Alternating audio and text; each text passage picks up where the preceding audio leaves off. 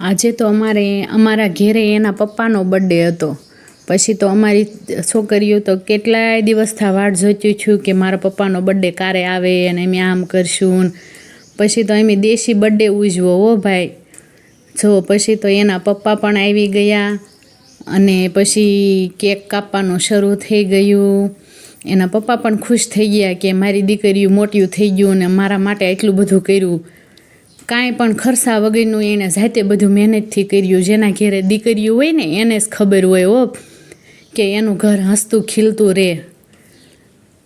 મારી દીકરીઓ તો ભાગશાળી છે જ, પણ સાથે સાથે અમે પણ ભાગશાળી છીએ કે મારા ઘેરે દીકરીઓ છે એમ. ભગવાને મને દીકરીઓ આપ્યું એનો મને અફસોસ નથી, પણ ખુશી એ વાતની છે કે મારા ઘેરે હસતા ખેલતું પરિવાર છે મારો એમ. મારા ઘેરે લક્ષ્મી છે ચાર છે.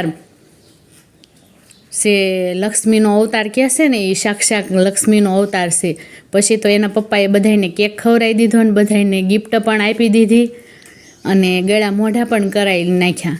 પછી એના પપ્પા એના માટે બધી છોકરીઓ માટે ભાગ લાવ્યા હતા એ પણ આપી દીધું. જેને જેમ્સ ખાવી હતી જેમ્સ આપી, ચોકલેટ આપી, પછી કેક પણ આપી બધાને.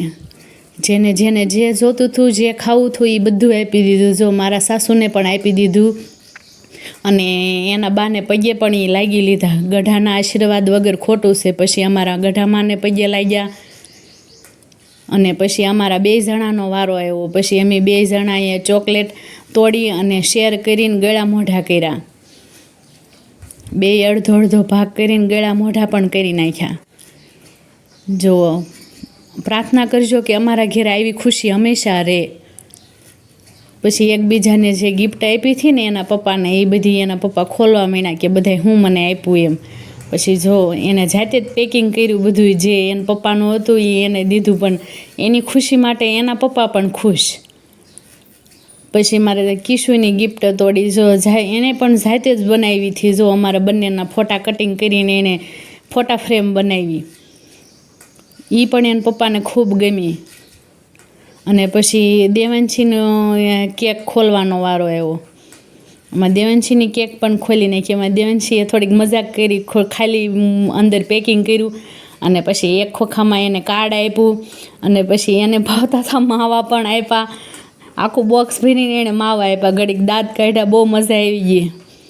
અને પછી અમારે ક્રિશુને ગિફ્ટનો વારો આવ્યો. પછી અમારે ક્રિશુની ગિફ્ટ પણ તોડાઈ ખોલાઈ ગઈ. જો ભગવાનને પ્રાર્થના કરજો કે અમારો પરિવાર હસતો ખેલતો રહે અને જેના ઘરે આવી ઢીંગલ્યું હોય ને એ લાઇક શેર ને ફોલો કરજો.